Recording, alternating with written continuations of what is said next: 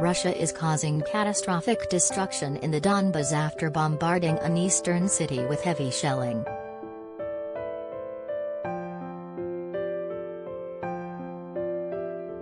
Lysychansk has suffered from constant Russian strikes which have demolished 10 residential blocks and a police station.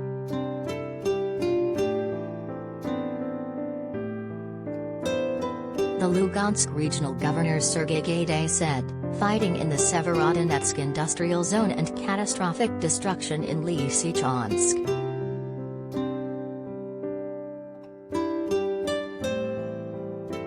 Gaiday said that one person had been confirmed killed in the heavy shelling that had persisted all day Monday.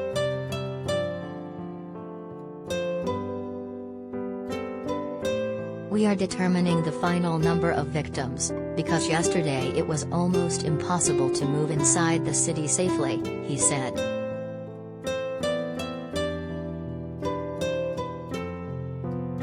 Lysychansk, which had a pre-war population of around 100,000 people, is just adjacent to Severodonetsk, where Russian and Ukrainian troops have been fighting intensely for control of the city.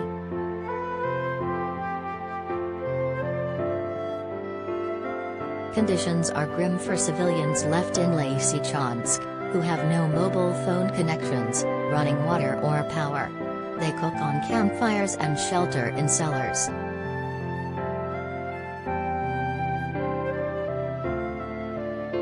Gaiday said that fierce fighting was ongoing at the chemical plant in Severodonetsk, where hundreds of civilians are believed to be sheltering.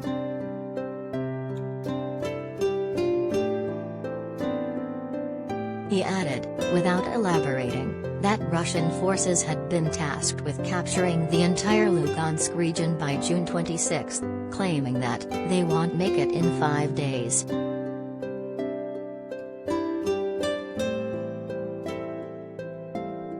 But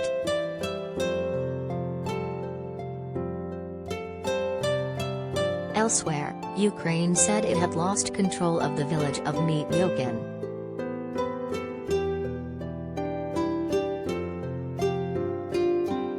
The settlement is adjacent to Severodonetsk, which has been the focus of fighting for weeks and is now largely under Russian control.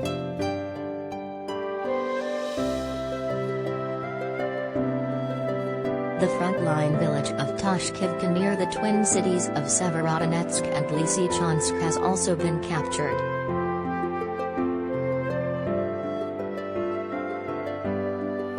As of today, according to our information, Toshkivka is controlled entirely by the Russians, Roman Vlasenko, the head of the Severodonetsk district, told Ukrainian television, adding that the battle for Donbas is now in full swing.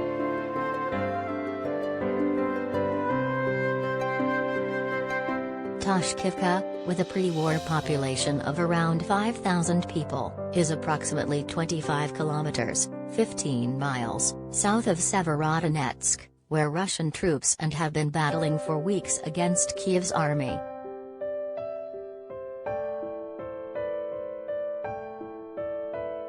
The entirety of the Lugansk region is now the epicenter of fighting between Ukraine and the Russian army, he said.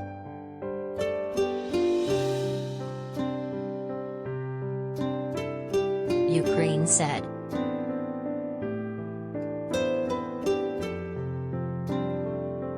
Which was annexed by Russia in 2014, Moscow-backed Crimea leader Sergiy Gaiday said.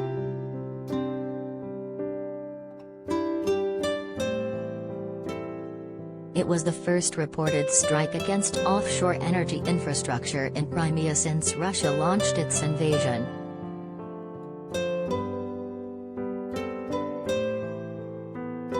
In the southern Kherson region, which borders Crimea, and was occupied by Russian forces in the early days of the Kremlin's offensive, Russian television was now broadcasting, the Russian army said.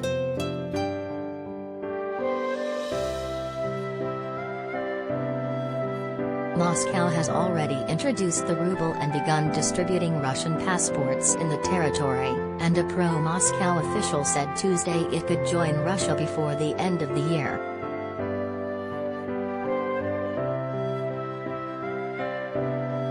the city of Kramatorsk, about 50 kilometers, 30 miles, from Severodonetsk, is yet to experience the intense battles seen closer to the front line, but residents are worried the conflict will reach them.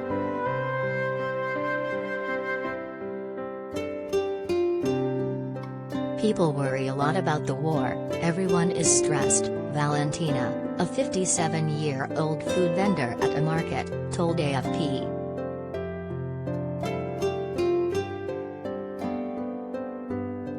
Another food seller, Sophia, 16, said it was frightening being so close to the front line.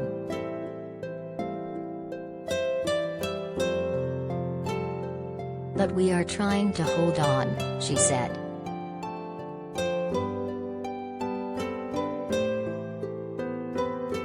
Meanwhile,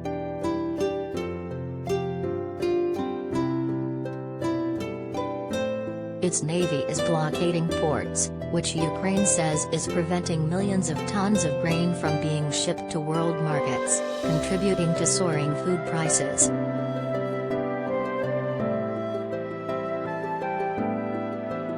Prior to the war, Ukraine was a major exporter of wheat, corn and sunflower oil.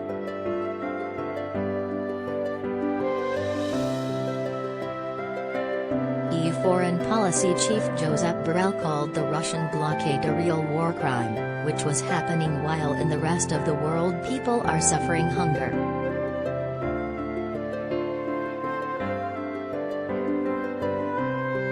Moscow denies responsibility for the disruption to deliveries and, following Borrell's comments, took aim at the destructive stance of the West for surging grain prices.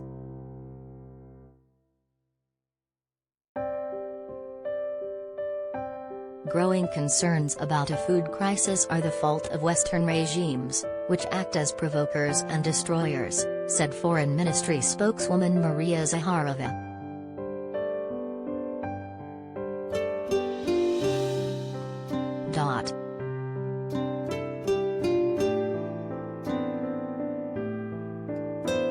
In an address to the African Union, he also warned that the continent was a hostage of the conflict, and rising food prices have already brought the war to the homes of millions of African families.